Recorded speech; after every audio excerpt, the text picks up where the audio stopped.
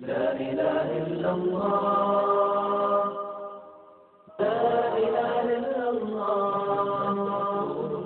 حفظه يحفظك وبه واعظك فاسمع كلام الله عينه تلحظك لا إله إلا الله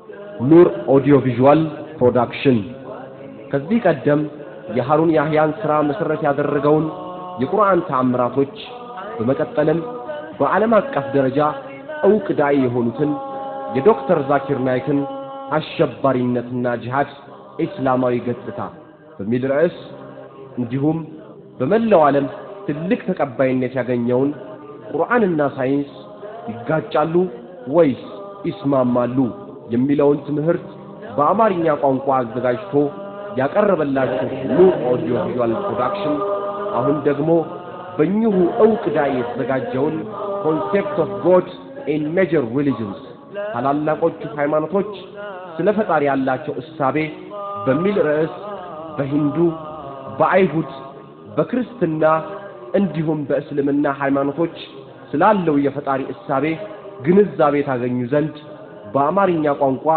በሁለት ክፍል አዘጋጅቶ አቀርቦላችኋል።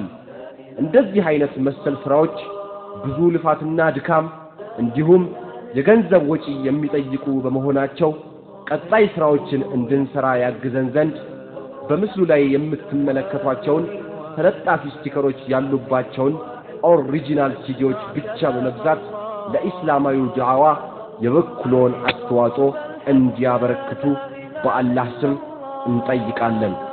ኑር ኦዲዮ ቪዥዋል ፕሮዳክሽን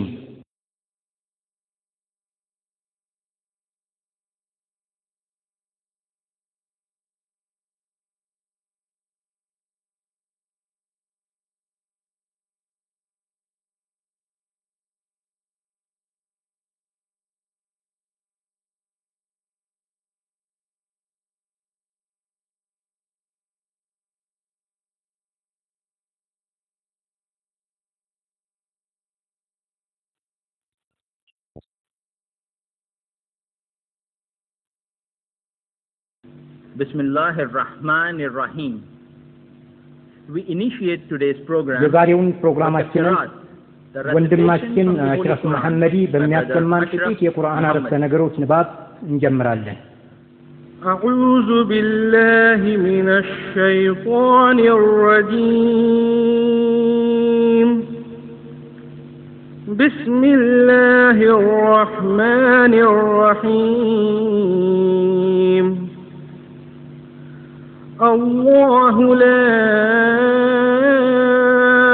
إله إلا هو الحي القيوم لا تأخذه سنة ولا نوم له ما في السماوات وما في الأرض من ذا الذي يشفع عنده إلا بإذنه يعلم ما بين أيديهم وما خلفهم ولا يحيطون بشيء من علمه إلا بما شاء وسع كرسيه السماوات والأرض ولا يؤوده حفظهما وهو العلي العظيم. بسم الله الرحمن الرحيم. قل يا أهل الكتاب تعالوا إلى كلمة سواء بيننا وبينكم ألا نعبد إلا الله ولا نشرك به شيئا ولا يتخذ بعضنا بعضا أربابا من دون الله فإن تولوا فقولوا اشهدوا بأننا مسلمون صدق الله العظيم. The translation from Surah Al-Baqarah, chapter 2, verse 200. ከላይ የተነበቡት ሁለት የቁርአን አያት ትርጉሞች እንደሚከተለው ነው። አላህ ብቸኛ አምላክ ነው። ከእርሱ ውጪ ሌላ አምላክ የለም። ሕያውና ራሱን ቻይ ነው። ማንጎላጀትም እንቅልፍም አይዘውም። በሰማይም በምድርም ውስጥ ያሉ ነገሮች ሁሉ የእርሱ ናቸው። ከእርሱ ዘንድ ያለ እርሱ ፈቃድ የሚያማልድ ማን ነው? ፍጡራኑ በዚህችም ሆነ በቀጣዩ ዓለም የሚገጥሟቸውን ነገሮች ሁሉ ጠንቅቆ ያውቃል። እርሱ የፈቀደውን ያህል ቢሆን እንጂ ከእውቀት ቅንጣት ያህሉን አይደርሱበትም። ዙፋኑ ከሰማያትና ከምድር ሰፋ። እነርሱን ሰማያትንና ምድርን እንዲሁም በውስጣቸው ያሉ ፍጡራንን መጠበቁ አይሳነውም። ከፍ ያለና ልዕል አምላክ ነው። In the name of Allah, most gracious, most merciful. Say, O people of የመጽሐፍ ሰዎች ሆይ come to common በመካከላችን የጋራ ወደ ሆነች ትክክለኛ ቃል ነው። እርሷም ከአላህ ውጪ ሌላን አካል ላናመልክ፣ በእርሱ ላይ አንድንም አካል ላናጋራ፣ ከፊላችን ከፊሉን ከአላህ ውጪ አማልክት አድርጎ ላይዝ ነው በላቸው። እምቢ ይህንን ጥሪ አንቀበልም ካሉ እኛ ሙስሊሞች መሆናችንን መስክሩ በላቸው።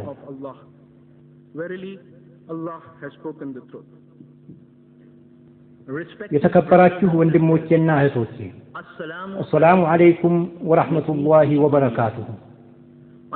ሰላም በሁላችሁም ላይ ይሁን እያልኩኝ እኔ ዶክተር መሐመድ ናይክ በኢስላሚክ ሪሰርች ፋውንዴሽን ስም እንኳን ወደዚህ ፕሮግራም በሰላም መጣችሁ እላለሁ። በኢንዲያን ታይምስ ጋዜጣ ላይ የወጣውንና እኔ እንዳነበብኩት ሁሉ እናንተም እንዳነበባችሁ ተስፋ የማደርገውን ከሱረቱል ኢምራን ምዕራፍ 3 ቁጥር 103 እና 104 ላይ ያለውን የቁርአን አንቀጽ አነብላችኋለሁ። አላህ በለገሳችሁ የእምነት ገመድ ተሳሰሩ፣ አትለያዩ። አላህ የለገሳችሁንም ጸጋ አስታውሱ። ጠላቶች ነበራችሁ፣ ልቦቻችሁን አጣጣመ። በመሆኑም በእርሱ ጸጋ ወንድማማቾች ሆናችሁ። ከእሳት ጉድጓድ አፋፍ ላይ ነበራችሁ፣ ከእርሷ አዳናችሁ። አላህ በዚህ አኳኋን አንቀጾቹን ያብራራላችኋል፣ ጽኑን ጎዳና ትከተሉ ዘንድ። ከውስጣችሁም ወደ ጽድቅ የሚጠሩ በመልካም የሚያዙና ከክፉ የሚከላከሉ ሰዎች ይነሱ። የሚድኑት እነርሱ ናቸው። ይህ የቁርአን አንቀጽ ኢስላሚክ ሪሰርች ፋውንዴሽን እስላማዊ ዳዕዋን ለማድረስ በሚያደርገው እንቅስቃሴ ሙስሊምና ሙስሊም ያልሆኑ ሰዎች ስለ ኢስላም ያላቸውን የተሳሳተ ግንዛቤ እንዲያስተካክሉ ያስችላቸው ዘንድ ዋነኛ መመሪያችን ነው። ምክንያታዊነት፣ ሎጂክና የዘመናዊ ሳይንስ ግንዛቤያችን ለአቀራረባችን መሰረቶች ናቸው። የአይአርኤፍ ቢሮዎች የቪዲዮ ካሴት ላይብረሪ፣ የህትመት ዲፓርትመንት፣ የኬብልና የሳተላይት ቴሌቪዥን ፕሮዳክሽን ስቱዲዮ፣ የኦዲዮና የቪዲዮ መቅረጫ ዲፓርትመንት እንዲሁም የኮምፒውተር ዲፓርትመንትን የሚያካትት ነው። በተጨማሪ በርካታ አገልግሎቶች የሚሰጥ የኦዲዮ ቪዥዋል ማንበቢያ ክፍል፣ የሽያጭ ክፍል፣ የህፃናትና የሴቶች ክፍልንም ያካትታል። እነዚህ ሁሉ እስላምን በአግባቡ ለመረዳት ያስችል ዘንድ አስፈላጊ ግብአቶች ናቸው። የኢስላሚክ ሪሰርች ፋውንዴሽን ቢሮዎች ከጠዋቱ 2 ሰዓት ተኩል እስከ 10 ሰዓት ተኩል ከአርብ በስተቀር በየቀኑ ክፍት ናቸው። የዘውትር ፕሮግራሞቻችን ልክ እንደ ዛሬው ሁሉ ግልጽ የሆነ የጥያቄና መልስ ክፍለ ጊዜ የተካተተበት ትምህርት እንዲሁም ሲምፖዚየሞችን፣ እርስ በርስ መገናኛ ፎረሞችንና የመሳሰሉትን ያዘጋጃል። ከ3500 በላይ የሚሆኑ በተለያዩ ርዕሶች ላይ የተዘጋጁ የቪዲዮ ካሴቶችን በውሰት ይሰጣል። 50 የሚደርሱ በኢስላም ላይ የተዘጋጁ መጣጥፎችንም በነፃ ያድላል። ከነትርጉሙ የተዘጋጀ ቁርአንን ያሰራጫል። በዓለም አቀፍ ደረጃ በኢንተርኔት ግንኙነት በማድረግ ስለ ኢስላም ያለውን የተዛባ አመለካከት እንዲስተካከል ጥረት ያደርጋል። እንዲሁም IRS መረጃና ትምህርቶችን የሚያቀርብበት የራሱ ዌብሳይት አለው። እዚህ ሙምባይ ውስጥ ብቻ በኬብል ቲቪ ኔትወርክ አማካይነት 1 ሚሊዮን ለሚሆኑ ቤቶች በየቀኑ ለ3 ሰዓት የቴሌቪዥን ፕሮግራም ያቀርባል። በተረፈ በመላው ዓለም በ68 ሀገሮች በATN ሳተላይት ቲቪ ቻናል አማካይነት የIRS ፕሮግራሞች ይቀርባሉ። From 6 to 6:30 a.m. Indian Standard Time across 68 countries of the world. ዶክተር ዛኪር ናይክ ምንም እንኳን በሙያቸው የሕክምና ዶክተር ቢሆኑም በአሁኑ ሰዓት እስላምን በማስተንተን ግልጽ በማድረግና በማስተማር ስራ ላይ ተሰማርተዋል። በእስላምና በሌሎች ሃይማኖቶች ንጽጽራዊ አቀራረብ በማድረግ በዓለም አቀፍ ደረጃ ከፍተኛ እውቅና ያላቸው ምሁርም ናቸው። በተለያዩ ርዕሶች ላይ የተዘጋጁ ትምህርቶችንም በአሜሪካ፣ በካናዳ፣ በእንግሊዝ፣ በደቡብ አፍሪካ፣ በሲንጋፖር፣ በማሌዥያ፣ በሳውዲ አረቢያ፣ በስሪላንካ፣ በባህሬንና በመሳሰሉት ሀገሮች በመሄድ አቅርበዋል።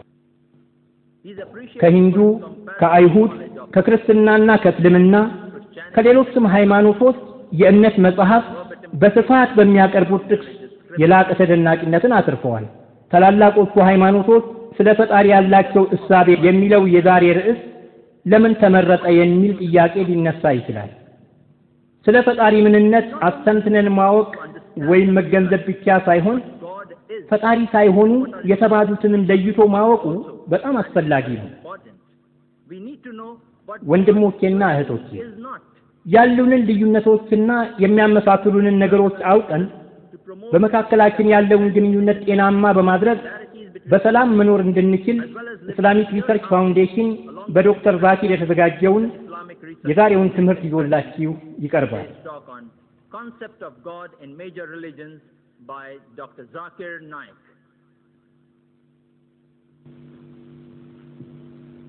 أعوذ بالله من الشيطان الرجيم. بسم الله الرحمن الرحيم. رب اشرح لي صدري ويسر لي أمري واحلل عقدة من لساني يفقهوا قولي.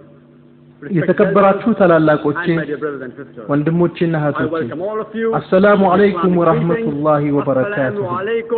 የአላህ ሱብሓነሁ ወተዓላ ሰላም እዝነትና ርህራሄ በሁላችሁም ላይ ይሁን እያልኩኝ እስላማዊ ሰላምታይን በማስቀደም እንኳን ደህና መጣችሁ እላለሁ። ሙስሊም ያልሆናችሁ ሰዎች ምናልባት በንግግሬ መጀመሪያ ላይ የተናገርኩት ምን ይሆን እያላችሁ እንደምትገረሙ ይገባኛል። ቀልባችሁን ለመማረክ ወይም እናንተን ለማፍተዝ እየሞከርኩኝ አይደለሁም። ነገር ግን ጥቂት የቁርአን አረፍተ ነገሮችን ከሱረቱ ጣሃ ምዕራፍ 20 ከቁጥር 25 እስከ 28 ያለውን የቁርአን አረፍተ ነገር ነው ያነበብኩት። አላህ ሱብሓነሁ ወተዓላ ነቢዩላህ ሙሳን አለይሂ ሰላም ወደ ፊርዓውን ሲልካቸው ሙሳም ረብ ሽራህ ሊ ሰድሪ ወየስር ሊ አምሪ ወአህሉል ዑቅደተ ሚን ሊሳኒ ሊየፍቀሁ ቀውሊ በማለት ዱዓ ወይም ጸሎት አደረጉ። እንደምናውቀው ሙሳ ሰለላሁ ዐለይሂ ወሰለም ተብታባ ነበሩ። ስለዚህም ወደ አላህ ጸሎት አድርገው መንተባተባቸውን ከመላሳቸው ላይ እንዲያስወግድላቸውና በሳቸውና መልእክቱን በሚያደርሱት ሰው መካከል ግርዶ ካለ ግርዶውን እንዲያነሳላቸው ይጸልዩ ነበር። እኔም በሆም መድረክ ላይ በምቀርብበት ጊዜ በእኔና በእናንተ መካከል ግርዶ ካለ አላህ እንዲያነሳልኝና የምለውን ትረዱኝ ዘንድ ይህንን ዱዓ አደርጋለሁ። አንድ ሰው ስለሌሎች ሃይማኖቶች ንግግር የሚያደርግ ከሆነ ከአድማጮቹ መካከል የሚገኙ የሌሎች እምነት ተከታዮች ስለነሱ ሃይማኖት ተጻራሪ ነገር ይናገራል ብለው ያስባሉ። ለምሳሌ የሂንዱ እምነት ተከታይ የሆነ ሰው ስለሌሎች ሃይማኖቶች ሲናገር እንዱ ያልሆኑት ስለኛ እምነት ተጻራሪ የሆነ ነገር ይናገራል ብለው ያስባሉ። ክርስቲያን የሆነም ሰው ስለሌሎች ሃይማኖቶች የሚናገር ከሆነ ክርስቲያን ያልሆኑት እንደዛው ይሰማቸዋል። እኔም ሙስሊም እንደመሆኔ መጠን ስለሌሎች ሃይማኖቶች ስናገር የሌሎች እምነት ተከታዮች ስለኛ ሃይማኖት በተጻራሪው ይናገራል ብለው ይጠብቃሉ። እኔም ለዛ ነው አላህ Subhanahu Wa Ta'ala ከምላሴ መንተባተብን በእኔና በእናንተ መካከል የአእምሮም ይሁን የሌላ ግርዶ ካለ ግርዶሹን እንዲያነሳልኝ ጸሎት በማድረግ የሚጀምረው። የዛሬው ጠዋት የንግግር ርዕሴ የሚያተኩረው በትላልቆቹ ሃይማኖቶች ውስጥ ስላለው የፈጣሪ ሐሳብ ይሆናል። ሃይማኖት እንደ ኦክስፎርድ ዲክሽነሪ አተረጓጎም ከሰው ተፈጥሮና ቁጥጥር ውጪ በሆነ በተለይም አምላክ ወይም አማልክት ተብለው ትእዛዛቸው ሊከበርና ሊመለኩ የሚገባ ነገሮችን ማመን ነው ይላል ቁርአናችን። ቃሪያችን ወንድም አሽረፍ መሐመዲ መግቢያው ላይ ባነበበው የቁርአን አያት በሱረቱል ኢምራን ምዕራፍ 3 ቁጥር 64 ላይ قل يا أهل الكتاب تعالوا إلى كلمة سواء بيننا وبينكم الله نعبد إلا الله ولا نشرك به شيئا ولا يتخذ بعضنا بعضا أربابا من دون الله فإن تولوا فقل اشهدوا بأننا مسلمون የምትለው አነ ቁርአን አንቀጽ ሲሆን ትርጉሙም የመጽሐፍ ሰዎች ሆይ በመካከላችን የጋራ ወደ ሆነች ትክክለኛ ቃል ነው እርሷም ከአላህ ውጪ ሌላን አካል ላናመልክ በእርሱ ላይ አንድንም አካል ላናጋራ ከፊላችን ከፊሉን ከአላህ ውጪ አማልክት አድርጎ ላይይዝ ነው በላቸው። እንቢ ይህንን ጥሪ አንቀበልም ካሉ እኛ ሙስሊሞች መሆናችንን መስክሩ በላቸው ይላል። አንድ በሁሉም ሃይማኖቶች መካከል ያለው የጋራ ሐሳብ እነሱም ሆነ የሌሎች ሃይማኖቶች የሚያመልኩት አምላክ አንድ አይነት መሆኑን ነው። ለምሳሌ ሂንዱዎች አምላክ ብለው የሚያምኑት ለነሱም ሆነ ሂንዱ ላልሆኑት ያው እነሱ የሚያመልኩት አንድ አምላክ እንደሆነ ይገነዘባሉ። ክርስቲያኖችም ክርስቲያን ያልሆኑ የሚያመልኩት እንደዛው እነሱ አንድ አምላክ ብለው የሚያመልኩትን እንደሆነ ይገነዘባሉ። ሙስሊሞችም ሙስሊም ያልሆኑት የሚያመልኩት ያንኑ አንዱን ፈጣሪ እንደሆነ ያምናሉ። ትላልቆቹ የዓለማችን ሃይማኖቶች ሴሜቲክ የሆኑና ሴሜቲክ ያልሆኑ በመባል በሁለት ይከፈላሉ። ሴሜቲክ ያልሆኑት አራያንና አራያን ያልሆኑ በመባል በሁለት ይከፈላሉ። ሴሜቲክ የሚባሉት ሃይማኖቶች የሴም ዘር የሆኑ ህዝቦች ሃይማኖቶች ናቸው። የሴም ዘር የሚባሉት የነብዩላህ ኑህ አለይሂ ሰላቱ ሰላም ልጅ ሆነው የሼም ዝርያዎች ሲሆኑ ይህም በመጽሐፍ ቅዱስ ውስጥ በዘፍጥረት ከምዕራፍ 5 እስከ ምዕራፍ 11 ድረስ ተጠቅሷል። ስለዚህም ሴሜቲክ ሃይማኖት የሚባሉት በአይሁዶች፣ በአረቦች፣ በአሶራውያን፣ በፎኒሺያንና የሂብሩ፣ የአረማይክ፣ አረቢክ፣ ኢካዳሲያንና ፎኒሺያን ወዘተ የሚባሉ ቋንቋዎችን በሚናገሩ ህዝቦች የሚታመኑ ሃይማኖቶች ናቸው። ከሴም ሃይማኖቶች መካከል ትላልቆቹ የአይሁድ፣ የክርስትናና የእስልምና ሃይማኖቶች ሲሆኑ ሁሉም ነቢያዊ ሃይማኖቶች ወይም በነቢያት አማካይነት የመጡ ሃይማኖቶች ናቸው። ሴሜቲክ ያልሆኑ ሃይማኖቶች አሪያንስ እና አሪያንስ ያልሆኑ በመባል ለሁለት ይከፈላሉ። አሪያን የሚባለው ሃይማኖት ኢንዶ ዩሮፒያውያን ተናጋሪ የሆኑ ህዝቦች መካከል በኢራንና ሰሜናዊ ህንድ የተስፋፋ ሲሆን ያም ከክርስቶስ ልደት በፊት በሁለተኛው ሚሊኒየም አጋማሽ ማለትም ከ1500 እስከ 2000 ዓመተ ዓለም ገደማ ነው። የአሪያን ሃይማኖት በተጨማሪ ቬዲክና ቬዲክ ያልሆኑ ተብሎ ለሁለት ይከፈላል። የቬዲክ ሃይማኖት ብርሃማኒዝም የሚባለው ሲሆን ሂንዱይዝም የሚባል ስያሜ ተሰጥቶታል። ቬዲክ ያልሆኑ እምነቶች ሲኪዝም፣ ቡዲዝም፣ ጃኒዝም ወዘተ በመባል ይጠራሉ። አሪያን ያልሆኑ እምነቶች የቻይና ምንጭ ያላቸው ታኦይዝም፣ ኮንፋሺዝም ወዘተ እንዲሁም የጃፓን ምንጭ ያላቸው ሽንቶይዝም የሚባሉትን ያካትታሉ። እነዚህ አብዛኛዎቹ እምነቶች የፈጣሪ ሐሳብ የላቸውም። ስለዚህም ከሃይማኖት ይልቅ የሥነ ምግባር መመሪያ የያዙ ተብለው ይታወቃሉ።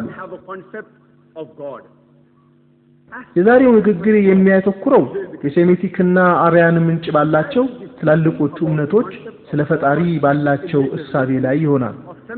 እነዚህ እምነቶች ስለ ፈጣሪ ያላቸውን እሳቤ ለማወቅ ወይም ለመረዳት የእምነት መጽሐፎቻቸው ስለ ፈጣሪ የሚሉትን ማስተንተን ዋነኛው አማራጭ ነው። የእምነትን ተከታዮች በማየት ስለ ፈጣሪ ያላቸውን አስተሳሰብ ለማወቅ መሞከር በአብዛኛው ትክክል አይደለም። ምክንያቱም አብዛኛዎቹ የእምነቱ ተከታዮች የእምነት መጽሐፎቻቸው ስለ ፈጣሪ ምን እንደሚሉ ስለማያውቁ ነው። እናም እስኪ ዛሬ የእምነት መጽሐፎቻቸው ስለ ፈጣሪ የሚሉትን መጽሐፎቻቸውን በማስተንተን እንመልከት። መጀመሪያ ከአርያን ሃይማኖቶች እጅግ ዝነኛ የሆነውን የሂንዱን እምነት እናስተንትን። አንድ ተራ የሂንዱ እምነት ተከታይ ስንት አምላክ ነው የምታመልከው ብላችሁ ብትጠይቁት አንዳንዶቹ 3፣ አንዳንዶቹ 33፣ አንዳንዶቹ 1000፣ አንዳንዶቹም 330 ሚሊዮን ይሏችኋል። ነገር ግን ስለ ሂንዱ የእምነት መጽሐፍ የሚያውቁ የሂንዱ ሃይማኖት ሊቃውንትን ብትጠይቋቸው ሂንዱዎች በአንድ አምላክ ብቻ ማመን እንዳለባቸው ይነግሯችኋል።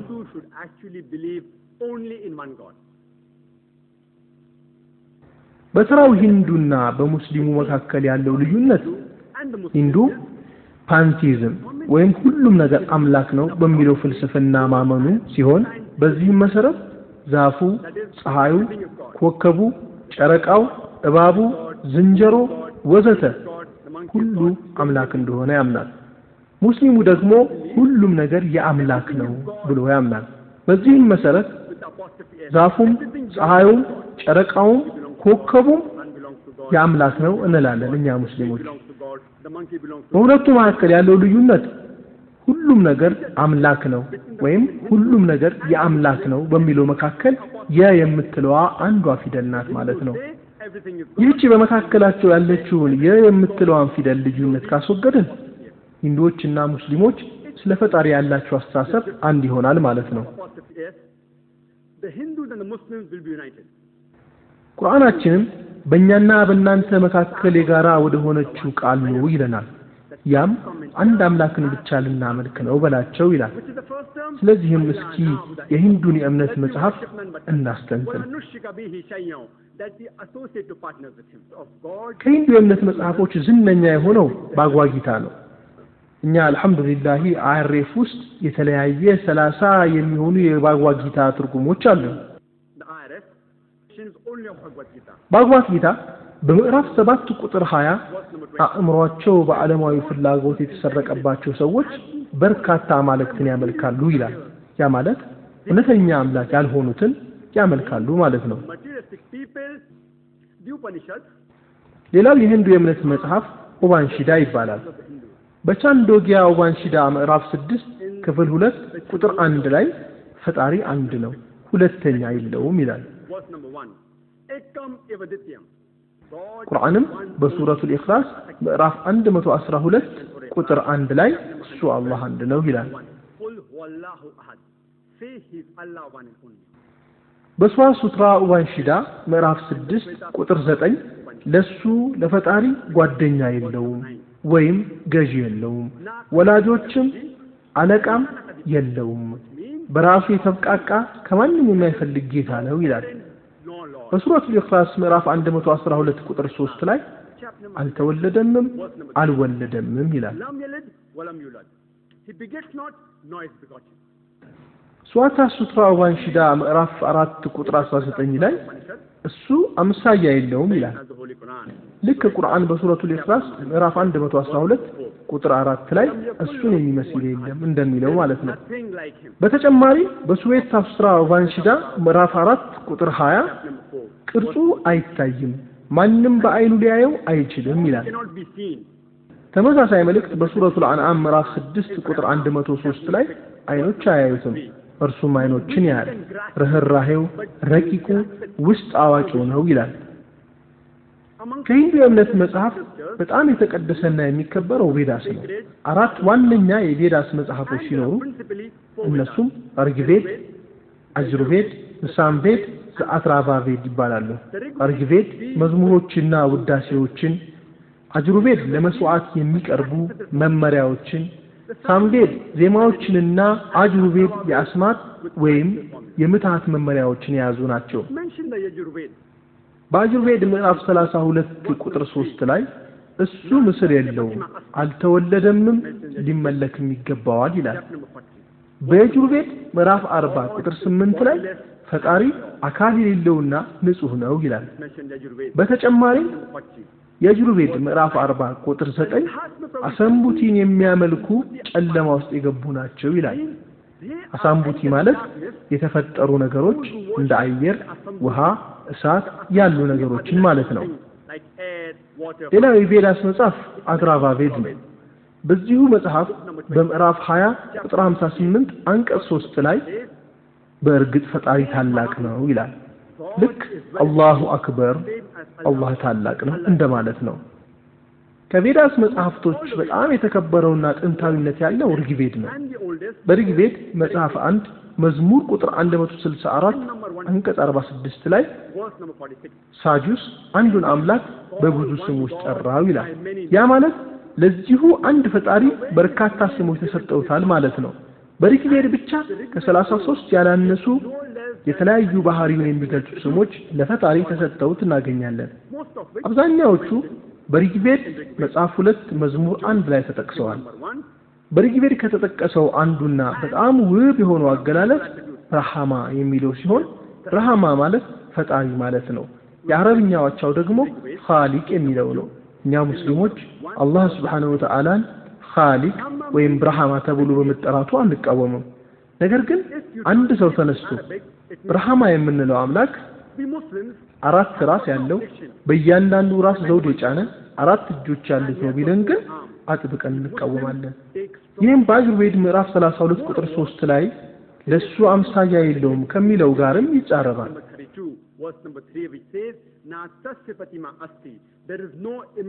ሌላው በርግቬድ መጽሐፍ 2 መዝሙር 1 ቁጥር 3 ላይ ፈጣሪ አምላክ ቪሹን የሚል ስም ተሰጥቶታል።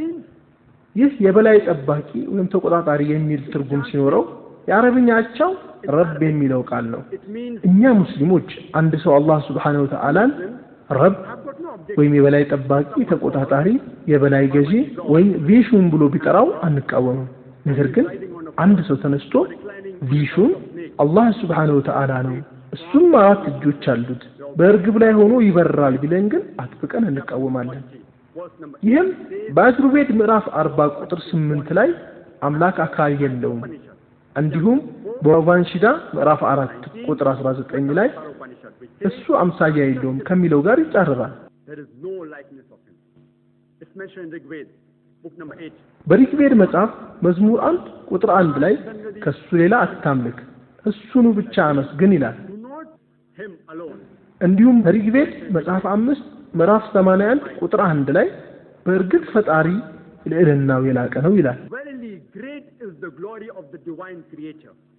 ልክ በሱረቱል ፋቲሃ ምዕራፍ 1 ቁጥር 2 ላይ አልሐምዱሊላሂ ረቢል ዓለሚን ምስጋና ለአላህ ይገባው የዓለማቱ ጌታ ለሆነው እንደሚለው ማለት ነው።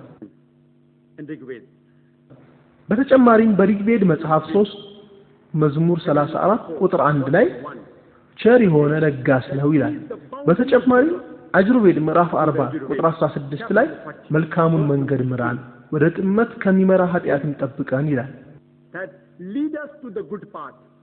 በተመሳሳይ በቁርአናችን በሱረቱል ፋቲሃ ምዕራፍ 1 ቁጥር 6 እና 7 ላይ ቀጥተኛውን መንገድ ምራን የነዚያ ለነሱ በጎ ያልክላቸውንና ያልተቆጣህባቸውን ወገኖች ጎዳና ይላል።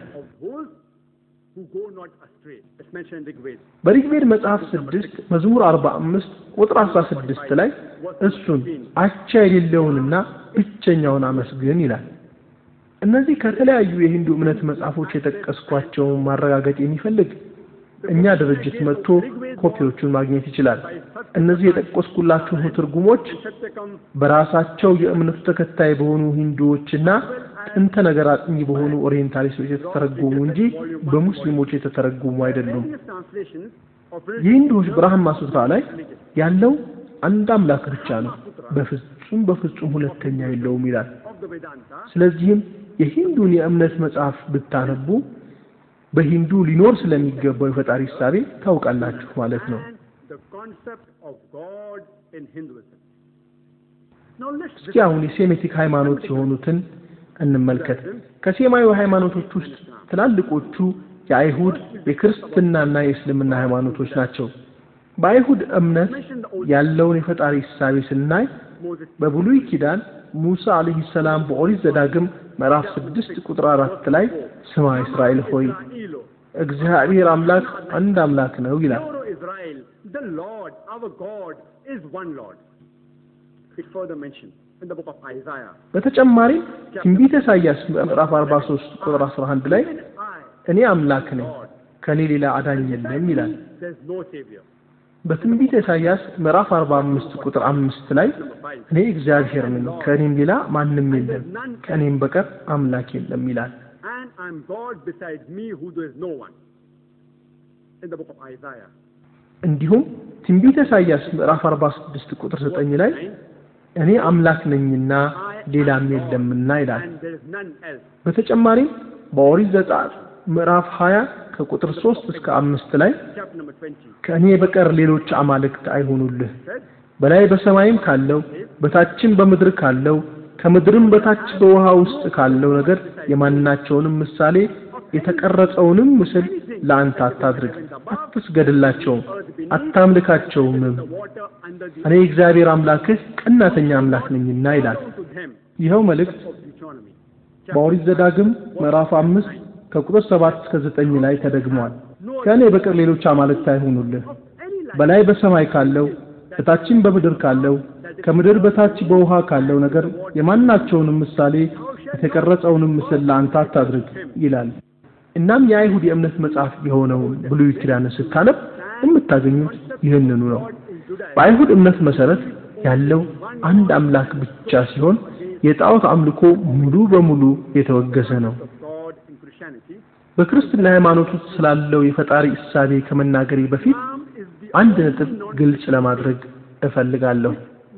ከክርስትና ሃይማኖት ውጪ በኢሳ ወይንም በኢየሱስ የሚያምን ብቸኛው ሃይማኖት ኢስላም መሆኑን ነው። በኢሳ ወይም በኢየሱስ አለይሂ ሰላም የማያምን ሙስሊም አይደለም። እኛ ሙስሊሞች ኢሳ አለይሂ ሰላም የአላህ Subhanahu Wa Ta'ala ታላቅ መልእክተኛ መሆኑን እናምናለን። ያለ ወንድ ግንኙነት ከሴት ብቻ በተአምር የተወለደ መሆኑንም እናምናለን። ይህንን ከሴት ብቻ መወለዱን የዛሬዎቹ ዘመነኛ ክርስቲያኖች እንኳን ይጠራጠሩበታል። በአላህ ፍቃድ የሞተ ማስነሳቱን እናምናለን። ለምጻሞችን፣ የሥጋ ደዌ በሽተኞችን፣ አይነ ስውራንን በአላህ ፍቃድ እንዳዳነ እናምናለን። በዚህ ሁሉ ከክርስቲያኖች ጋር የምንስማማ ሲሆን የምንለያይበትም ነጥብ አለ። አብዛኛዎቹ ክርስቲያኖች ኢሳ ወይም ክርስቶስ አለይሂ ሰላም አምላክ ነው ይላሉ። ራሱም አምላክ ነኝ ብለዋል ይላሉ። ሙሉ መጽሐፍ ቅዱስ ብታነቡት ግን በአንድም ቦታ ላይ በማያጠራጥር መልኩ የተቀመጠና ራሱ ክርስቶስ ወይም ኢሳ አለይሂ ሰላም እኔ አምላክ ነኝ ወይንም አምልኩኝ ያለበት ቦታ አታገኙ። ይህንን አረፍተ ነገር ልድገመውና በሙሉ መጽሐፍ ቅዱስ ውስጥ በማያጠራጥር መልኩ የተቀመጠና ራሱ ክርስቶስ እኔ አምላክ ነኝ ወይም እኔን አምልኩኝ ያለበትን ቦታ አታገኙ። መጽሐፍ ቅዱስ ስታነቡ በዮሐንስ ወንጌል ምዕራፍ 14 ቁጥር 28 ላይ ኢሳ ወይም ኢየሱስ አለይሂ ሰላም እንዳለው አባቴ ከእኔ ይበልጣል ይላል። በዚሁ በዮሐንስ ወንጌል ምዕራፍ 10 ቁጥር 29 ላይ አባቴ ከሁሉ ይበልጣል ይላል። በማቴዎስ ወንጌል ምዕራፍ 12 ቁጥር 28 ላይ እኔ ግን በእግዚአብሔር መንፈስ አጋንንትን የማወጣ ከሆንኩ ይላል። በሉቃስ ወንጌል ምዕራፍ 11 ቁጥር 20 ላይ እኔ ግን በእግዚአብሔር ጣት አጋንንትን የማወጣ ከሆንኩ ይላል። በዮሐንስ ወንጌል ምዕራፍ 5 ቁጥር 30 ላይ እኔ ከራሴ አንዳች ላደርግ አይቻለኝም እንደሰማሁ ፈርዳለሁ ፍርዴም ቅን ነው የላከኝን ፍቃድ እንጂ ፍቃዴን አልሻምና ይላል። በአንድም ቦታ ላይ አምልኩኝ እኔ አምላክ ነኝ ብሎ አያውቅም። እንዲሁም የቀደመውን ሕግ ለማጽናት እንደመጣ ተናግሯል። በማቴዎስ ወንጌል ምዕራፍ 5 ከቁጥር 17 እስከ 20 ድረስ እኔ ሕግንና ነቢያትን ለመሻር የመጣሁ አይምሰላችሁ ልፈጽም እንጂ ለመሻር አልመጣሁም። እውነት እላችኋለሁ ሰማይና ምድር እስከሚያልፉ ድረስ ከሕግ አንዲት አትወጣ ወይም አንዲት ነጥብ ከቶ አታልፍም ሁሉም እስኪፈጸም ድረስ። እንግዲህ ከነዚህ ከሁሉ ካነሱት ትእዛዛት አንዲቷን የሚሽር ለሰውም እንዲሁ የሚያስተምር ማንም ሰው በመንግስተ ሰማያት ከሁሉ ታናሽ ይባላል። የሚያደርግ ግን የሚያስተምርም ማንም እርሱ በመንግስተ ሰማያት ታላቅ ይባላል እላችኋለሁና ጽድቃችሁ ከጻፎችና ከፈሪሳውያን ጽድቅ ካልበለጠ ወደ መንግስተ ሰማያት ከቶ አትገቡም ይላል። እንግዲህ እናንተ መንግስተ ሰማያት ለመግባት ከፈለጋችሁ ነብዩላህ ሙሳ አለይሂ ሰላም ያመጡትን እያንዳንዷን ህግ መጠበቅ አለባችሁ ብሎ ያስተማረው ክርስቶስ። በተጨማሪም ቀደም ብሎ በብሉይ ኪዳን ላይ የተጠቀሱዋቸውን እኔ አምላክ አንድ አምላክ ነኝ ጣዖትን አታምልክ የሚለውን ህግ መከተል እንዳለባቸው ክርስቶስ አለይሂ ሰላም አስተምሯል። እንግዲህ ኢሳ ወይም ክርስቶስ አለይሂ ሰላም እኔ አምላክ ነኝ አምልኩኝ አላለም። እንደውም እኔ ፈጣሪ መልእክተኛ ነኝ የላከኝ እሱ ነው ማለት ተዘግቧል። በዮሐንስ ወንጌል ምዕራፍ 14 ቁጥር 24 ላይ የማይወደኝ ቃሌን አይጠብቅም የምትሰሙት ቃል የላከኝ አብ ነው እንጂ የኔ አይደለም ብሏል። አሁንም በዮሐንስ ወንጌል ምዕራፍ 17 ቁጥር 3 ላይ እውነተኛ አምላክ የሆንክ አንተ የላከውን ኢየሱስ ክርስቶስን ያውቁ ዘንድ ይህች የዘላለም ሕይወት ናት ይላል። በማቴዎስ ወንጌል ምዕራፍ 19 ከቁጥር 16 እስከ 17 ድረስ ባለው ላይ አንድ ሰው ክርስቶስን አለይሂ ሰላም ተጠግቶ መምህር ሆይ የዘላለም ሕይወትን እንዳገኝ ምን መልካም ነገር ላድርግ አለው። እርሱም ስለ መልካሙ ነገር ለምን ትጠይቀኛለህ? መልካም የሆነ አንድ ነው። ወደ ሕይወት መግባት ብትወድ ግን ትእዛዛትን ጠብቅ አለ። ክርስቶስ አለይሂ ሰላም ገነት መግባት ከፈለክ አምልከኝ ሳይሆን ትእዛዛትን ጠብቅ ነው ያለው። እኔ ለአንተ ኃጢአት ስል እሰዋልሃለሁ ሳይሆን ትእዛዛትን ጠብቅ። በተጨማሪ በሐዋርያ ሥራ ምዕራፍ 2 ቁጥር 22 ላይ የእስራኤል ሰዎች ሆይ ይህን ቃል ስሙ፣ ራሳችሁ እንደምታውቁት የናዝሬቱ ኢየሱስ እግዚአብሔር በመካከላችሁ በእርሱ በኩል ባደረገው ተአምራትና በድንቆች በምልክቶችም ከእግዚአብሔር ዘንድ ለእናንተ የተገለጠ ሰው ነበር ይላል። ክርስቶስ ከሕግ የመጀመሪያዋ የትኛዋ ናት ተብሎ ሲጠየቅ ቀደም ሲል በሙሴ አለይሂ ሰላም የተነገረውን ቃል በቃል በመድገም ማርቆስ ወንጌል ምዕራፍ 12 ቁጥር 29 ላይ እንደተገለጸው ስማ እስራኤል ሆይ ጌታ አምላካችን አንድ አምላክ ነው የሚለውን ነበር የተናገረው። በዚህ መሰረት መጽሐፍ ቅዱስን ብታነቡት ስለ ፈጣሪ ያለውን እሳቤ የምታገኙት በዚሁ መልኩ ነው። ይህን እየነገርኳችሁ አንድ ነገር አስታወስኩኝ። መውላና ረህመቱላህ ከራባኒ የሚባሉ ዓሊም ከአንድ ክርስቲያን ሚስዮናዊ ጋር ውይይት ላይ ሳሉ ሚስዮናዊው ክርስቶስ አለይሂ ሰላም አምላክ እንደሆነ ለሰው ልጆች ኃጢአት መስዋዕት እንደሆነ ሊያሳምናቸው እየሞከረ ያለምንም ውጤት ረጅም ውይይት እያደረጉ እያለ የመውላና ረህመቱላህ አገልጋይ ወደሳቸው መጥቶ በጆሮአቸው የሆነ ነገር ሹክ አላቸው። መውላናው ፊታቸው በሐዘን ተውጦ ማልቀስ ጀመሩ።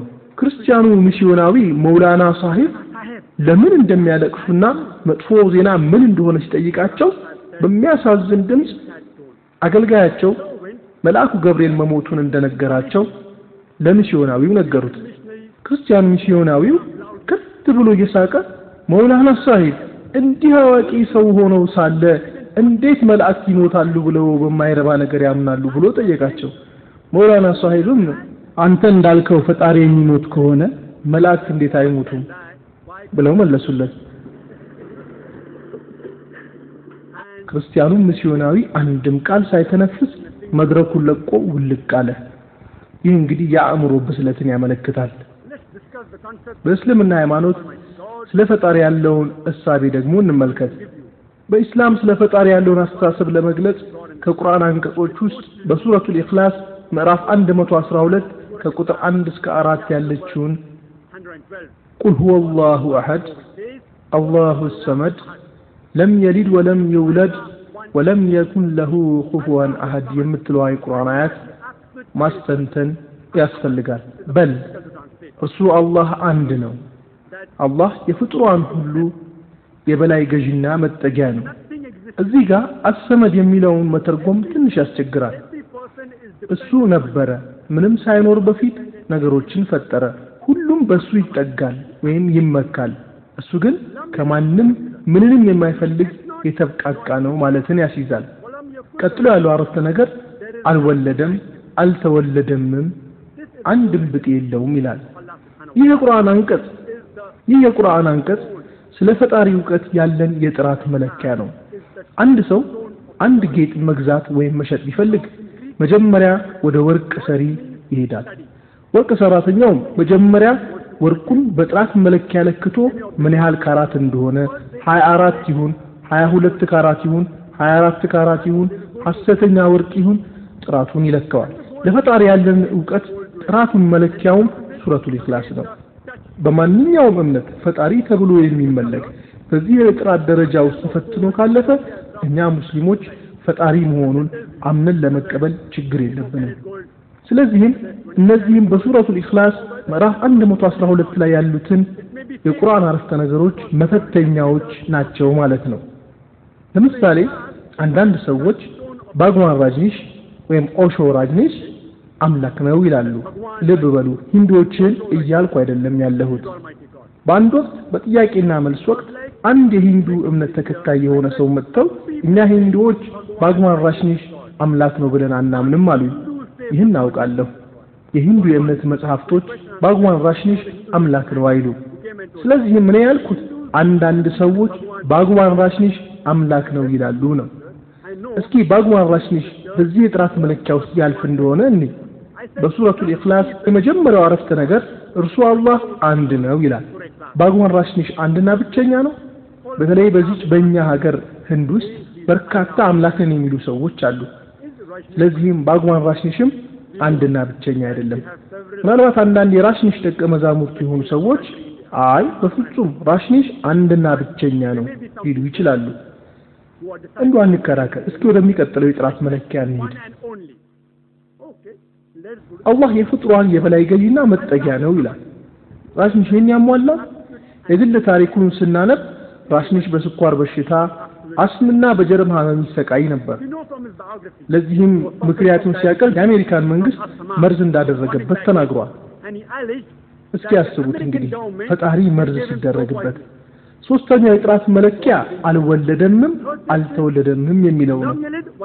እኛ እንደምናውቀው ራጅኒሽ ወላጅ አባትና እናት ነበረው። የተወለደውም ጀበል ባቡር ማድያ ፕራዴሽ ህንድ ውስጥ ነው። በጣም ብልህ ሰው ነበር። በስተኋላ ላይ ወላጆቹ ሳይቀሩ የሱ ደቀ መዛሙርት ሆነው ነበር። እንደ አውሮፓውያን አቆጣጠር በ1981 ዓመተ ምህረት አሜሪካን ተጉዞ ኦሬጎን ውስጥ ራጅኒሽ ፋርም የምትባል የራሱን ከተማ ቆረቆረ። አሜሪካውያን ተከታዮችንም አፈራ። በኋላም የአሜሪካን መንግስት አስሮ ከሀገር አባረረ።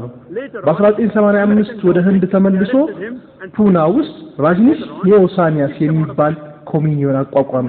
በኋላም ይህንን ኮሚኒዮን ኦሾ ኮሚኒዮን ብሎ ሰየመው። ፑና ውስጥ ኦሾ ኮሚኒዮን ስትሄዱ በሱ ቀብር ላይ ኦሾ አልተወለደም አልሞተም። ነገር ግን ከመስከረም 1931 እስከ ጥር 1990 ምድርን ለመጎብኘት መጥተዋል የሚል ተጽፎ ታገኛላችሁ።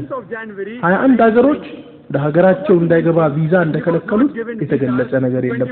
እንግዲህ እስኪ ያስቡት ፈጣሪ ወደ ምድር መጥቶ አገሮችን ለመጎብኘት ቪዛ ሲያስፈልገው። የግሪኩ ጳጳስ ራጅኒሽ ከአገር ካልተባረረ የሱንና የደቀ መዛሙርቱን ቤት ለማቃጠል ዝተው ነበር። የመጨረሻው የፈጣሪነት የጥራት መለኪያ የሆነው ከአላህ ሱብሓነሁ ወተዓላ በስተቀር ማንም ቢሆን ሊያሟላው የማይችለው ነው። ለሱ አንድም ብጤ የለውም ይላል። ይህ የቁርአን አረፍተ ነገር ከአላህ ሱብሓነሁ ወተዓላ ውጪ በማንም ቢሆን ሊሟላ የሚችል አይደለም። በአእምሮአችን የፈጣሪ ምስል ይሆናል ብለን የሆነ ምስል ከቀረጽን ወይም የሆነ ምስል ከመጣብን ያ ነገር አምላክ አይደለም ማለት ነው። ራጅኒሽ እንደኛው ሰው እንደሆነና እጅና እግር፣ አይን፣ አፍንጫ፣ አፍ፣ ረጅም ጸጉርና ጺም እንዳለው እናውቃለን። በፍጹም ፈጣሪ ሊባል የማይችል ሰው ነበር። አርኖልድ ሸዋዚንገርን ታውቁታላችሁ? የዓለማችን ጠንካራው ሰው የሚል ስያሜ ተሰጥቶት ነበር። የፊልም አክተር ነው። ለምሳሌ አንድ ሰው ተነስቶ አላህ ሱብሓነሁ ወተዓላ ከአርኖልድ ሸዋዚንገር በ1000 ጊዜ የሚበልጥ ጠንካራ ነው የሚል ማነጻጸሪያ ቢሰጥ ተቀባይነት የለውም። አላህ ሱብሓነሁ ወተዓላ ከአርኖልድ ሸዋዚንገርም ይሁን ከኪንግ ኮንግ ወይም ከሌላ ጋር አነጻጽረን 1 ሚሊዮን ጊዜ ይበልጣል እንኳን ብለን ብንል ስህተት ነው። አላህ ሱብሓነሁ ወተዓላ ከምንም ጋር ማነጻጸር አይቻልም። እኛ ሙስሊሞች ጎድ ወይም እግዚአብሔር ከሚለው ይልቅ አላህ ሱብሓነሁ ወተዓላ አላህ በሚለው ስሙ መጥራት እንመርጣለን። ምክንያቱም አላህ የሚለው የአረብኛ ቃል ንጹህና ልዩ የሆነ ቃል ስለሆነ ነው። ለምሳሌ ጎድ ወይም አምላክ ወይም እግዚአብሔር የሚለውን ለፈጣሪ የተሰጠውን ስም ስናየው የተለያዩ ቃላቶችን እየጨመርን ልንለዋውጠው እንችላለን። ለምሳሌ ጎድ የሚለው ቃል ላይ ኤስ የሚል ፊደል ስንጨምር ጎድስ ወይም አማልክት የሚል የብዙ ቁጥር እናገኛለን። አላህ የሚለው ቃል ግን የብዙ ቁጥር የለውም። እንዲሁም ጎድ የሚለው ቃል ላይ ዲኢኤስኤስ የሚለውን ፊደል ስንጨምር ጎድስ ወይም እንስት ጣዖት የሚል ትርጉም እናገኛለን። ይህንን አላህ በሚለው ቃል ላይ በመጨመር ሴት አላህ ወይም ወንድ አላህ የሚባል ነገር መፍጠር አይቻልም። አላህ የሚለው ቃል ጾታ የሌለው ልዩ የሆነ ቃል ስለሆነ ነው። ጎድ ለሚለው ቃል ፋዘር ወይም አባት የሚል ቃል ስንጨምርበት ጎድ ፋዘር ወይም የክርስትና አባት የሚል ትርጉም ይሰጣል። በእስላም አላህ ፋዘር ወይም አላህ አባ የሚባል ነገር የለም።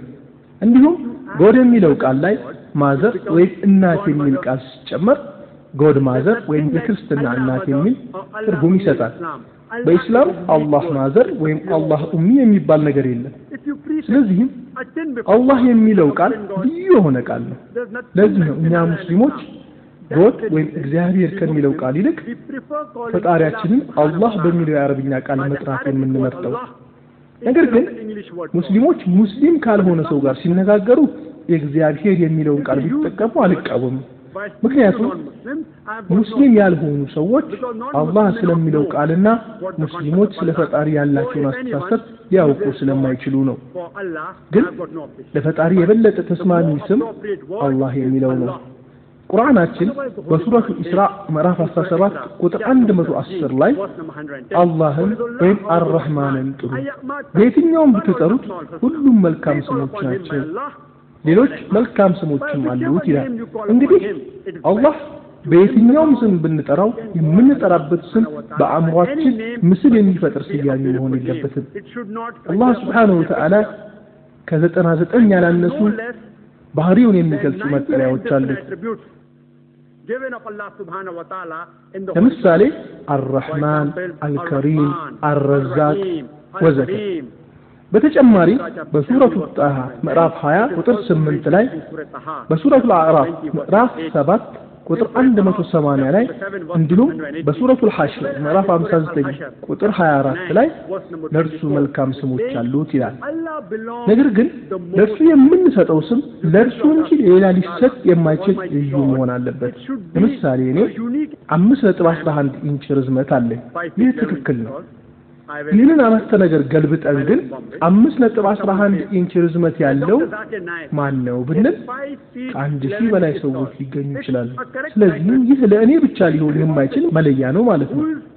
ለምሳሌ ዶክተር ዛኪር ናይክ መነጽር ያደርጋል ብንል ትክክል ነው፣ ግን ምንም የተለየ ነገር የለውም። በግልባጩ መነጽር ያደረገ ማን ነው ብንል በሺዎቹ የሚቆጠሩ ሰዎች አሉና የተለየ መለያ ሊሆን አይችልም። አንድ ሰው ዶክተር ዛኪር ናይክ የቦምቤ ነዋሪ ነው ቢል ትክክል ነው፣ ግን የብቻ መለያዬ አይደለም። ቦምቤ ውስጥ በሚሊዮን የሚቆጠሩ ሰዎች ስላሉ። ለምሳሌ ሌላ ሰው ዶክተር ዛኪር ናይክ በጃንግሪ ውስጥ ሐምሌ 10 1994 ዓመተ ምህረት የተወለደው የፋሪቅ ዛኪር ናይክ አባት ነው ቢል ይህ የኔ የብቻ ልዩ መገለጫ ነው። ምክንያቱም ይህን አረፍተ ነገር ብንገለብጠውና ሐምሌ 10 1994 ዓመተ ምህረት ፑና ነርሲንግ ሆም የተወለደው የፋሪቅ ዛኪር ናይክ አባት ማን ነው ብንል መልሱ ያው ዶክተር ዛኪር ናይክ ነው የሚሆነው። ሌላ ምሳሌ ልስጣችሁ። ዶክተር ዛኪር ናይክ ህዳር 6 1992 ዓመተ ምህረት ዶንግሪ ሙምባይ ውስጥ የተቋቋመው የኢስላሚክ ሪሰርች ፋውንዴሽን መስራችና ሊቀመንበር ነው ብንል ይህን አረፍተ ነገር ገልብጠ ነው ህዳር 6 1992 ሙምባይ ውስጥ የተቋቋመው የኢስላሚክ ሪሰርች ፋውንዴሽን መስራችና ሊቀመንበር ማን ነው ብንል መልሱ ዞሮ የሚሆነው ዶክተር ዛኪር ናይክ ነው። ስለዚህ ይህ ሲገለበጥም እኔኑ ብቻ የሚያመለክት ብቸኛ መገለጫ ነው ማለት ነው። በተመሳሳይ አላህ Subhanahu Wa Ta'ala በማንኛውም የባህሪ መገለጫው ስንጠራው ለሱ ብቻና የተለየ መሆን አለበት። አላህ Subhanahu Wa Ta'ala የአንድ ህንጻ ፈጣሪ ነው ብለህ ልትለው አትችልም። ምክንያቱም ብዙ ሰዎች ህንጻ ሊገነቡ ይችላሉ። አላህ Subhanahu Wa Ta'ala የዩኒቨርስ ፈጣሪ ነው ልትል ግን ትችላለህ። የዩኒቨርስ ብቸኛው ፈጣሪ ሊሆን የሚችለው እሱ ብቻ ነው። አርራህማን እጅግ በጣም ሩህሩህ አርረሂም እጅግ በጣም አዛኝ የሚሉት እሱ ብቸኛ መገለጫዎች ናቸው። ስለኔ የሰጠኋችሁ ምሳሌዎች ልዩና እኔን ብቻ የሚያመለክቱ ናቸው፣ ግን ምንም ማለት አይደሉም፣ ተራ ነገሮች ናቸው። የአይአርኤፍ ሊቀመንበር መሆንም ሆነ የፋሪቅ ዛኪር ናይክ አባት መሆን በእርግጥ እኔን ብቻ የሚያመለክት ነው፣ ግን ምንም ማለት አይደለም። የአላህ ሱብሓነሁ ወተዓላ ባህሪ መገለጫዎች ግን ልዩ ብቻ መሆን ሳይሆን የመጨረሻም ወሳኝም ናቸው። የአላህ ሱብሓነሁ ወተዓላ ካልሆኑ መገለጫዎች ጋርም መጠቀስ የለባቸውም። ለምሳሌ ዶክተር ዛኪር ናይክ ሐምሌ 10 1994 ዓ.ም በጃሃንጋሪ የተወለደው የፋሪቅ ዛኪር ናይክ አባት ሲሆን ቁመቱም 4 ፊት ነው ቢል እኔ በእርግጥ የፋሪቅ ዛኪር ናይክ አባት ስለሆንኩኝ ይህ ትክክል ነው፣ ግን ቁመቴ 5 ፊት ከ11 ኢንች ነው። ሌላው 4 ፊት ቁመት አለው የሚለው መገለጫ ግን ትክክል አይደለም። አንድ ሰው አላህ Subhanahu Wa Ta'ala ፈጣሪ ነው ብሎ ቢልና እንደኔና እንደናንተ የሰው ቅርጽ አለው፣ ጭንቅላት፣ ሁለት አይን፣ አፍንጫ፣ እጆችና እግሮች አሉት ቢል ፈጣሪ ነው ብሎ ማለቱ ትክክል ሲሆን እንደ ሰው ነው ብሎ ማለቱ ግን ስህተት ነው። ስለዚህ የፈጣሪ መገለጫው ልዩ ከመሆን ባሻገር ስህተት ከሆነው ጋር የተደባለቀ መሆን የለበትም።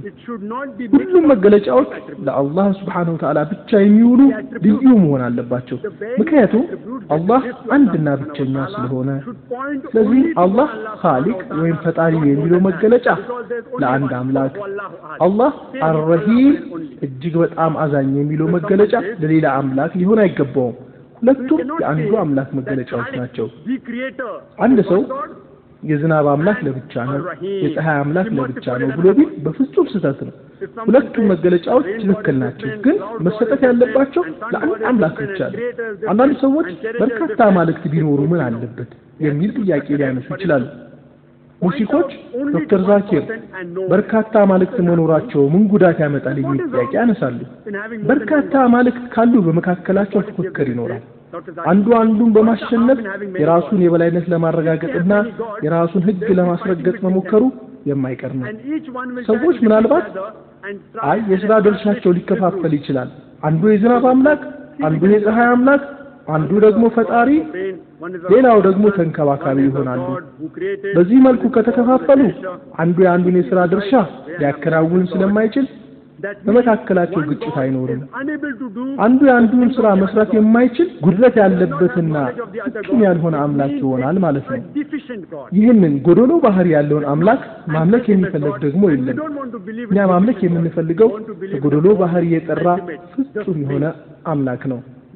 በአንዳንድ ሃይማኖቶች አፈታሪክ ውስጥ አማልክት እርስ በርስ እንደሚፋለሙ መገለጹ የሚገርም አይደለም። አንዱ በአንዱ እየተረዳ ሌላውን አማልክት ማሸነፍ፣ አንዱ አምላክ ሌላውን አምላክ መግደሉ በአፈ ታሪክ ተነግሮ መገኘቱም ለዚህ ነው። ቁርአናችን በሱረቱል አንቢያ ምዕራፍ 21 ቁጥር 22 ላይ ሰማያትና ምድር በውስጣቸው ከአላህ ሌላ አማልክት ቢኖር ኖሮ በተንኮታኮቱ ነበር፣ የአርሹ ጌታ እነዚህ ከሃዲያን ከሚገልጹት ሁሉ የጠራ ነው ይላል። ይህ የሚያሳየው ዩኒቨርሳችን ስርዓቷን ጠብቃ የምትኖር መሆኗ ፈጣሪዋ አንድና ብቸኛ መሆኑን ነው። ቁርአን በሱረቱል ሙእሚኑን ምዕራፍ 23 ቁጥር 91 ላይ አላህ ምንም ልጅ አድርጎ አልያዘም፣ እሱ ጋርም ሌላ አምላክ የለም፣ እንዲያ ቢሆንማ ኖሮ ሁሉም አምላክ የፈጠረውን በገነጠለ ወይም በለየና የራሱን ግዛት ለማስከበር በሞከረ ነበር፣ ከፊሉም የከፊሉ የበላይ በሆነ ነበር። አላህ ከሃዲያን ከሚገልጹት ቅጥፈት ሁሉ የጠራ ነው ይላል። ስለ ፈጣሪ ሐሳብ ያላቸውን ሁሉንም ሃይማኖቶች ብናስተነትናቸው በመጀመሪያ ሁሉም የፈጣሪ አንድ መሆን ያምናሉ። በስተኋላ ላይ ግን የእምነት መጽሐፎቻቸው እየተበረዙ እየተከለሱ ይቀየራሉ። በማን ቢባል በሰዎች ሰዎች የራሳቸውን ቁሳዊ ፍላጎት ለማሟላት ይቀያየሯቸዋል። ከዚያም ከአሃዳዊ እምነት ወደ ብዙ አማልክት እምነት ይቀየራሉ። ቁርአን በሱረቱል በቀራ ምዕራፍ 2 ቁጥር 79 ላይ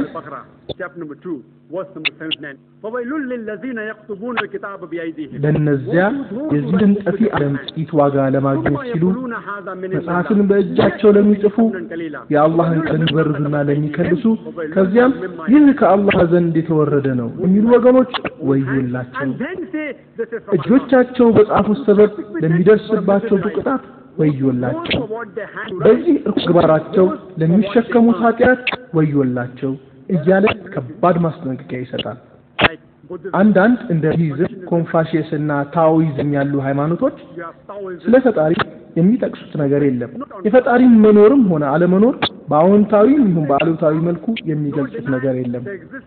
ከህይወት በኋላ ሌላ ህይወትና እንዲሁም የፈጣሪን መኖር ማረጋገጥ አንችልም የሚል እምነት አላቸው። እንደ ጃኒዝም ያሉ እምነቶች ደግሞ የፈጣሪን መኖር ይክዳሉ።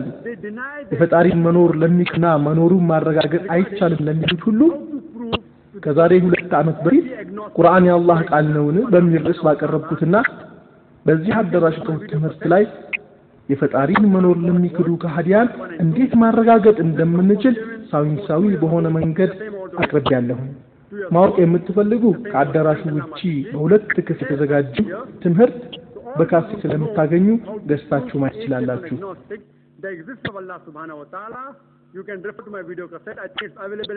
እኛ በእስልምና በተውሂድ እናምናለን። ተውሂድ ማለት በአንድ አምላክ ማመን ብቻ አይደለም። ከዚህ በተጨማሪ ብዙ ነገሮችን አካቷል። ተውሂድ ማለት አንድነት ማለት ነው። ወሐዳ ከሚለው የአረብኛ ቃል የተገኘ ሲሆን አንድ ማድረግ ወይም ማዋሃድ ወይም ማጠናከር የሚል ትርጉም አለው። ተውሂድ 3 ክፍሎች አሉ። የመጀመሪያው ተውሂድ ሩቡቢያ ሲሆን ረብ ከሚለውና ጌታ፣ ተንከባካቢ፣ ደጋፊ የሚል ትርጉም ካለው ቃል የተወሰደ ነው። እዚህ በመጀመሪያው ክፍል ትርጉሙ መሰረት አላህ Subhanahu Wa Ta'ala ነገር የፈጠረ እሱ ከማንም የማይፈልግ በተቃራኒ ሁሉም ከሱ የሚከጅል እሱ መጀመሪያም መጨረሻም የሌለው ፍጹም ሲሆን ሌሎችን በአንጻሩ ጊዜያዊና ጠፊ መሆናቸውን የሚያመለክት የተውሂድ ክፍል ነው። ሁለተኛው ተውሂድ አልአስማኡ ሲፋት ሲሆን የአላህ Subhanahu Wa Ta'ala ያትን አንድነቱን መጠበቅን ሲያመለክትና ሲያስተምር 5 ነጥቦችን ያካትታል። የመጀመሪያው አላህ Subhanahu Wa Ta'ala የአላህ መልእክተኛ ሰለላሁ ዐለይሂ ወሰለም እንዳሳቁን አድርገን መግለጽን። ሁለተኛው አላህ Subhanahu Wa Ta'ala ራሱ እንዲገለጽበት በፈለገው መልኩ ለምሳሌ ሰው ቢሆን Subhanahu Wa Ta'ala አልጋን ብስጭ ብሎ መግለጽ አይችልም። ምክንያቱም አላህ Subhanahu Wa Ta'ala እሱንም ነብያችን